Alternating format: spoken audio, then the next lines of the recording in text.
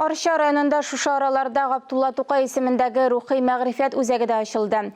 Мәгълүмат булганча, Арча мөхтәсибәте Татарстан Республикасында иң зурлардан санала. Элек бу урында мәдрәсә булуы билгеле. Әмма вакыт үтү белән бина искерә.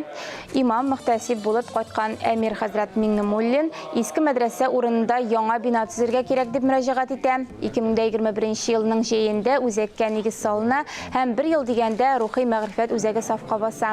Тантаналы чарадан махсус репортажны җомга көнне Идел буе Булгар дәүләтендә ислам динен рәсми рәвештә кабул итүнең 1100 еллыгына багышланган сәхифәдә күрсәтербез.